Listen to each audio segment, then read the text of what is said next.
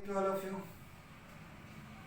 आज हम लोग देखेंगे C9 जो मेरा पेपर होगा अधिगम के लिए आंकलन यूनिट 3। टॉपिक होगा आंकलन के उपकरण। लेक्चर संख्या होगा 5।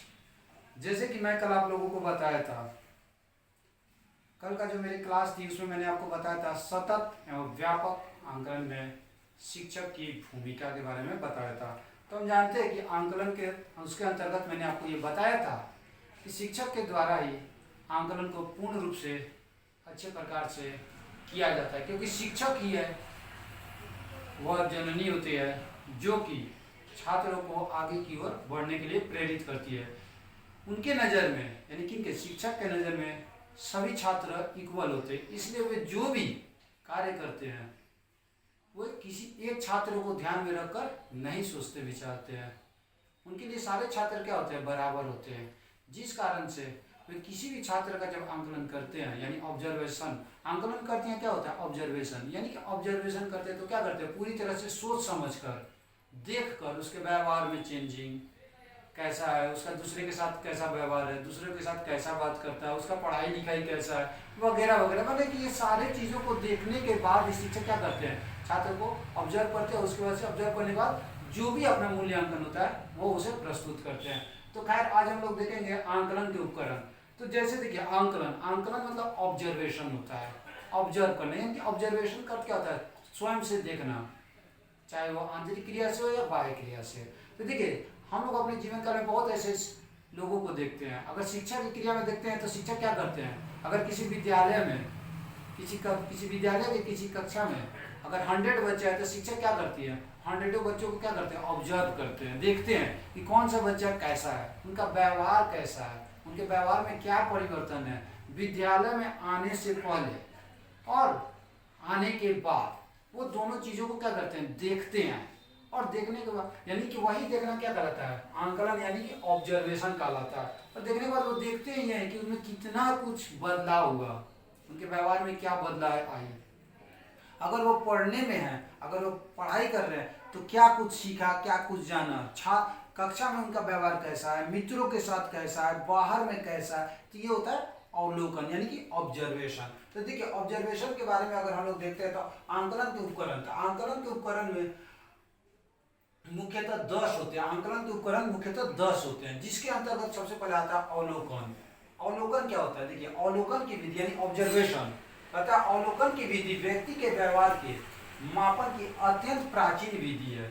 व्यक्ति अपने आसपास घटित होने वाली विभिन्न क्रियाओं तथा घटनाओं का आंकलन करते रहते हैं। यानी कि देखिए ये बहुत पुरानी सदियों से चलता है। जैसे कि कोई भी व्यक्ति हो गया, हमारे घर के पास अगर कोई घटना घटती है तो क्या करते हैं हम पहले उसको देखते हैं, देखने के बाद क्या करते हैं अपने अनुसार उसको दूसरों के सामने क्या करते हैं प्रकट करते हैं। तो वही कहता है कि किसी भी प्रकार की जो घटनाओं होता है ना व्यक्ति पहले क्या करता है ऑब्जर्व करता है, सुनता है, देखता है, फिर तब जाकर दूसरों के सामने प्रस्तुत करता है। तब कब प्रस्तुत करता है, जब दूसरे कोई उनसे पूछते हैं उस घटना के बारे में। यही क्रिया जस्ट लाइक एक क्लास में भी होता है एक शिक्षक के द्वारा। शिक्षक क्या करते हैं पहले छात्र के व्यवहार को देखते हैं, समझते हैं, प्रयत्न करते हैं सुनने का कि छात्र क्या कर रहा है, कैसा उसका व्यवहार है, फिर उसके बाद उसका क्या करते हैं। तो यानी कि ये जो प्रयत्न करना, उनके बारे में सोचना समझना, ये क्या होता है ऑब्जर्वेशन कहलाता है। और यानी कि ऑब्जर्वेशन कहलाता है, यानी कि ऑब्जर्वेशन वो क्या हो गया वो प्रक्रिया हो गया, यानी आंकलन की वो प्रक्रिया। आगे क्या करता है मापन के एक सरल उदाहरण के रूप में अवलोकन का संबंध किसी व्यक्ति या छात्रों को बाह्य व्यवहार को देखकर उसके व्यवहार का वर्णन करने से है। देखिए मापन के अगर क्षेत्र में चलते हैं तो क्या करता है उसके बाह्य व्यवहार को देखते हैं, ठीक है। बाह्य व्यवहार को देखने के बाद तब हम उसके बारे में कुछ भी डिस्क्राइब करते हैं। यानी बाह्य व्यवहार के अंतर्गत क्या देखते हैं वो कैसा सोच रहा है, क्या समझ रहा है, कैसा उसका बोलने का तरीका है, कैसा उसका पढ़ने का तरीका है, दूसरों के साथ उसका कैसा व्यवहार है। यानी कि इस प्रकार से करने के बाद तब हम क्या करते हैं उसके वर्णन करते हैं। आगे क्या कहता है यह प्रक्रिया 2 प्रकार की होती है। कौन सी प्रक्रिया, अवलोकन की प्रक्रिया। पहला होता है स्व अवलोकन। स्व अवलोकन मतलब सिर्फ आपका यहाँ पर सिर्फ ऑब्जर्वेशन। सिर्फ ऑब्जर्वेशन क्या हो गया, यानी कि इसके अंतर्गत व्यक्ति स्वयं से अपना आंकलन करता है। अब कैसे करता है कि मान लीजिए कि अगर किसी विद्यालय में कोई छात्र हो गया, अब वो हमेशा टॉप कर रहा है, उसी दरमियान अगर कोई छात्र फेल हो रहा है तो क्या करता है देखता है चाहे किसी की मार्क्स कम आ जाते हैं तो क्या होता है, दूसरे को देखता है और वो समझता है उसके में क्या कमियां हैं, वो अपनी कमियों को दूर करने के लिए करता है। ये हो गया स्व अवलोकन, जिसको कहते हैं सेल्फ ऑब्जर्वेशन, यानी कि खुद से करना। दूसरे क्रिया में अगर हम इसको अगर स्व अवलोकन को अगर देखते हैं, अगर दूसरी दृष्टि से देखते हैं तो दूसरी दृष्टि से क्या देखते हैं, स्व अवलोकन यानी कि व्यक्ति से हम लोग बातचीत करने के बाद उसके व्यवहार को जानते हैं, जानने का प्रयत्न करते हैं, तो भी यह स्व अवलोकन कहलाता है। दूसरा आता है आपका वाय आंकलन, वाय अवलोकन। वाय आंकलन क्या हो जाता है, यानी कि यह जो अवलोकन होता है अन्य व्यक्तियों के व्यवहार का आंकलन करता है, यानी कि अन्य व्यक्ति, यानी कि देखिए यहाँ पर स्व आंकलन सेल्फ, वाय आंकलन यानी कि दूसरे व्यक्ति के व्यवहार का आंकलन करता है। तो यानी कि दूसरे व्यक्ति के व्यवहार का आंकलन कैसे करते हैं, यानी कि हम लोग देखते हैं, समझते हैं, सुनते हैं, उसके बात करने का तरीका को, बोलने के, चालने का इत्यादि को देखकर हम लोग क्या करते हैं, उसके अवलोकन करते हैं। तो सेल्फ मतलब स्वयं ऑब्जर्वेशन और वाय का मतलब होता है एक्सटर्नल ऑब्जर्वेशन। नाउ नेक्स्ट आपका आता है दूसरा पॉइंट आता है परीक्षण। तो देखिए परीक्षण के बारे में मैंने आपको बार बार बताया कि छात्र अपने जीवन क्रिया में अनेकों परीक्षाएं देते हैं। क्यों देते हैं, क्योंकि वह यह जानने का प्रयत्न करते हैं कि वे कितना कुछ जाने। और शिक्षक का क्या दायित्व होता है, शिक्षक परीक्षा क्यों लेते हैं, वह यह देखने के लिए परीक्षा लेते हैं कि छात्र कितना कुछ उनके विषयों को समझा, जाना, कितना उन्हें ज्ञान की प्राप्ति हुई। जो कि शिक्षक क्या करते हैं, परीक्षा के द्वारा छात्र के पूरे क्रियाओं को क्या करते हैं, देखते हैं, और देखने के उपरांत उसके बाद क्या करते हैं, उसको अंक के द्वारा छात्र के सामने प्रस्तुत करते हैं। तो यहाँ पर कहता है परीक्षण। तो परीक्षण वे उपकरण होते हैं जो किसी व्यक्ति या व्यक्तियों के समूह के व्यवहार का क्रमबद्ध व्यवस्थित ज्ञान प्राप्त कराता है। देखिए या तो सिंगल व्यक्ति हो जाता है या व्यक्ति के समूह को एक क्रम में बैठाकर, एक क्रम में लेकर क्या करता है, व्यवस्थित ज्ञान प्रदान कराना। तो ये होता है आपका परीक्षण कराता है। परीक्षण भी 3 प्रकार के होते हैं, एक लिखित होती है, दूसरा मौखिक होती है, तीसरा प्रायोगिक होती है। तो लिखित परीक्षण क्या हो जाता है, लिखित परीक्षण यानी कि जो हम लोग लिखते हैं, यानी कि इसके अंतर्गत ये 2 प्रकार की होती है, एक आपका वस्तुनिष्ठ में आ जाती है और एक आपका आ जाता है निबंधात्मक में। ये लिखित के अंतर्गत। तो वस्तुनिष्ठ में क्या होता है, प्रश्नों की संख्या ज्यादा होती है, उसमें जो भी प्रश्न दिए रहते हैं छात्र अपने मन से कुछ नहीं बना सकते हैं, वो उसी चीज को पूरा करते हैं जो एक शिक्षक के द्वारा दिया रहता है। अगर हम निबंधात्मक में करते हैं तो निबंधात्मक में अगर प्रश्नों की संख्या अगर 10 होती है तो छात्र इसमें क्या करते हैं, इसमें छात्रों की स्वतंत्रता होती है, छात्र स्वयं से उसमें से जो 4-5 आती है वो बना लेते हैं। प्रयोगात्मक में क्या हो गया, प्रैक्टिकल, यानी कि क्या होता है, शिक्षक और छात्र को दोनों की उपस्थिति में यह होता है। अच्छा देखिए परीक्षण को इसे 2 भागों में विभक्त किया गया। पहला भाग क्या होता है, शारीरिक परीक्षण। यानी कि शारीरिक परीक्षण क्या होता है, शारीरिक परीक्षण एक ऐसा शारीरिक परीक्षण एक साथ अनेक गुणों का मापन करता है, यानी कि छात्र के पूरे गुणों का मापन करता है। तो वही दूसरा इसका होता है एकांकी परीक्षण, यानी कि परीक्षण का 2 भाग होता है, पहला होता है शारीरिक परीक्षण, दूसरा होता है एकांकी परीक्षण। एकांकी परीक्षण क्या होता है, यह एक बार में केवल एक ही गुण या योग्यता का मापन करता है, यानी कि एकांकी सिर्फ एक गुण या योग्यता का मापन करता है, और जो शारीरिक जो होता है ये पूरे गुण या योग्यता का मापन करता है। थर्ड आपका आता है साक्षात्कार यानी इंटरव्यू। देखिए इंटरव्यू के अंतर्गत क्या होता है, साक्षात्कार क्या हो गया, इंटरव्यू के अंतर्गत हम लोग क्या देखते हैं, इंटरव्यू के अंतर्गत देखते क्या है, किसके अंतर्गत ये किसी भी अवस्था में हो जाती है, और इसके अंतर्गत जो व्यक्ति बैठते हैं आमने सामने बैठते हैं और एक दूसरे से क्या करते हैं, प्रश्न करते हैं, यानी कि किसके अकॉर्डिंग, व्यक्ति या छात्र के अकॉर्डिंग प्रश्न किया जाता है, यानी कि प्रश्न कर ये देखने का प्रयत्न करते हैं क्या कि व्यक्ति को कितनी कुछ की जानकारियां है।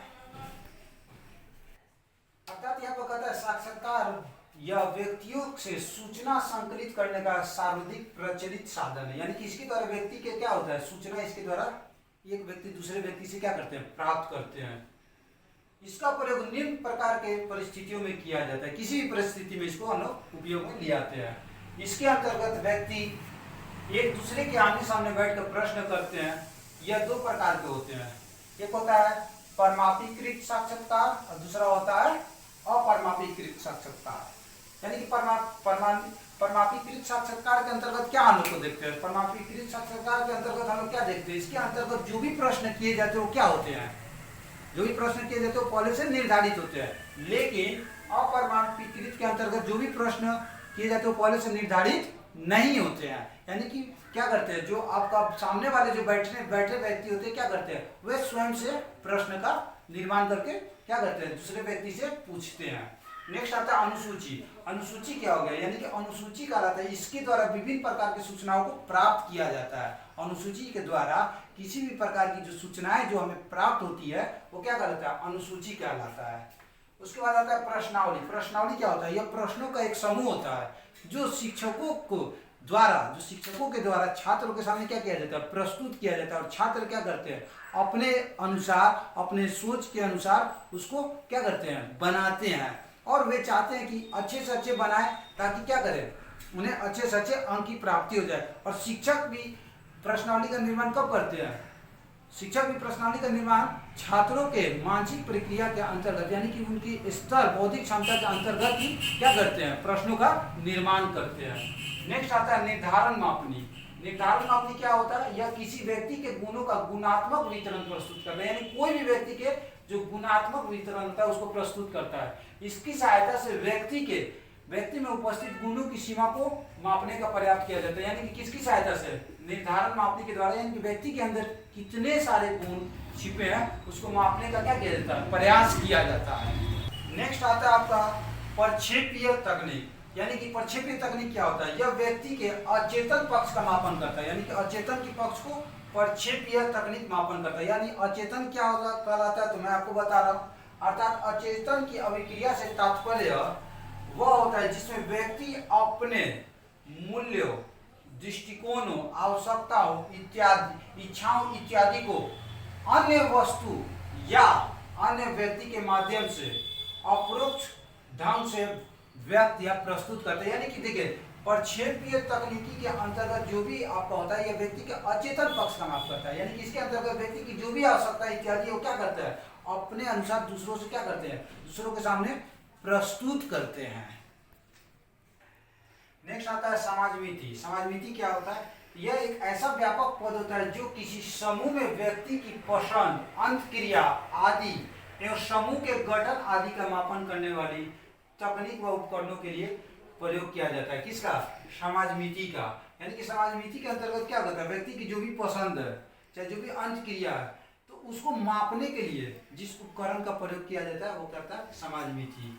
आगे कहता है संचयी अभिलेख। संचयी अभिलेख क्या होता है, इसके अंतर्गत यानी कि इसके अंदर विद्यालयों में प्राय छात्र छात्राओं से संबंधित विभिन्न सूचनाओं को क्रमबद्ध रूप से एकत्रित किया जाता है। किसके अंतर्गत, संचयी अभिलेख के अंतर्गत, जिसे संचयी अभिलेख के नाम से जाना जाता है। यानी देखिए छात्र जब विद्यालय में जब वो अपना पढ़ने जाते हैं तो सबसे पहले क्या किया जाता है, छात्रों का नाम लिखा जाता है, उसके पिता का नाम लिखा जाता है, उसके माता का नाम लिखा जाता है, रजिस्ट्रेशन नंबर लिखा जाता है, उसका डेट ऑफ बर्थ लिखा जाता है, उसका एड्रेस, यानी कि वगैरह वगैरह जितने भी छात्र के जितने भी इंफॉर्मेशन होता है जिसको लिख कर क्या किया जाता है, एक क्रमबद्ध तरीके से लिख कर क्या किया जाता है, एक फाइल में उसको रखा जाता है, जिसे हम क्या कहते हैं, संचयी अभिलेख।